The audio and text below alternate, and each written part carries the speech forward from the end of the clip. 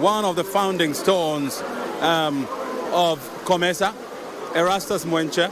He was the Secretary General of COMESA from 1998 from 1998 to 2008. And of course, he has enumerated what we need to do as a country, what we need to do as a region to drive COMESA forward.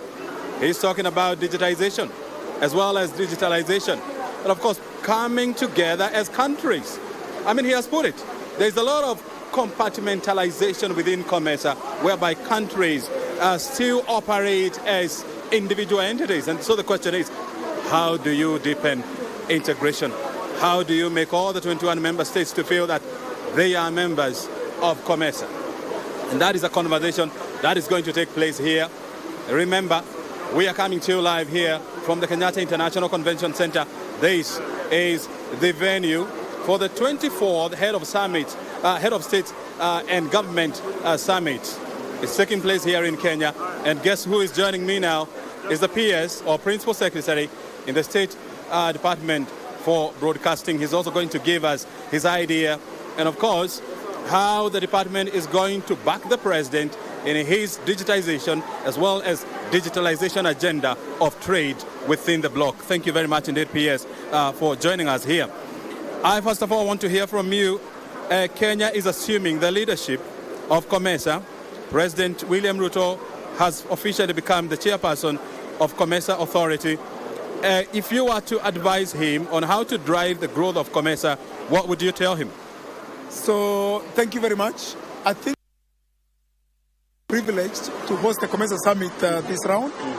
And like on behalf of my colleagues, take this opportunity to congratulate His Excellency the President, Dr. William Ruto, for being elected as chair for this round for COMESA.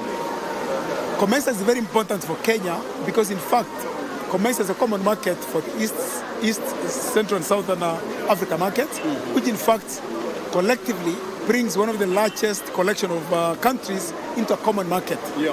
As you know, the history of COMESA came in after the original East African community actually obviously had challenges, and the collective a lot of countries realized as individual countries we can only do so much. We need to have a common market that actually enhances tariffs or harmonizes tariffs and actually brings that collective geography of countries as one block to then be able to also negotiate for similar bilateral tariffs with EU, for example, or even the America or any other country for that matter. So COMESA for us is a very, very key enabler for commerce and trade, which is of course a key contributor to our economy. Yes. Very good. I mean, how should we then as a country position ourselves to continue becoming a major player within COMESA? Thank you very much. As you know, Kenya is actually known as the gateway to East Africa.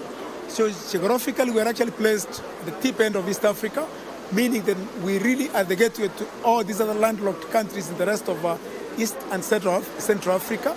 So for us, COMESA, because COMESA is about trade, and you actually had some of the speeches here talking about Africa free trade, and that's really meant to enable the free movement of goods and services across. Once that is actually enhanced, Kenya becomes one of the biggest beneficiaries because, in fact, the people use the port of Mombasa for import or export.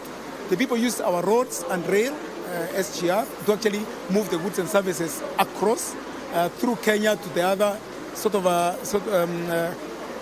closed markets, which are actually landlocked. And essentially, it's actually providing markets and opportunities for Kenyan goods and services. Yeah. Yes. And you are in the Ministry of Information, Communication and Digital Economy. Yes. And Kenya is a leader in digitization as well as financial mobile money business. What lessons can we offer to other countries in COMESA who are still struggling with this concept? Thank you. As you know, His Excellency the President in his manifesto had put out the digital superhighway and creative economy as one of the pillars. One of the 5 pillars is focusing on.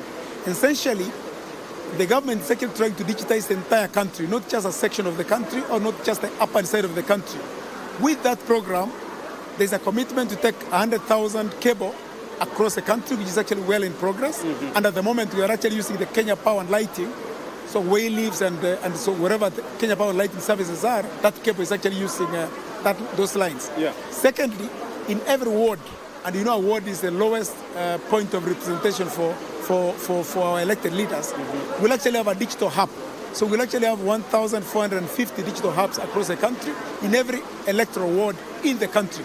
In addition to that, we're actually putting 25,000 free Wi-Fi across the country again. What are all these things being done for? To your point around digitizing the country.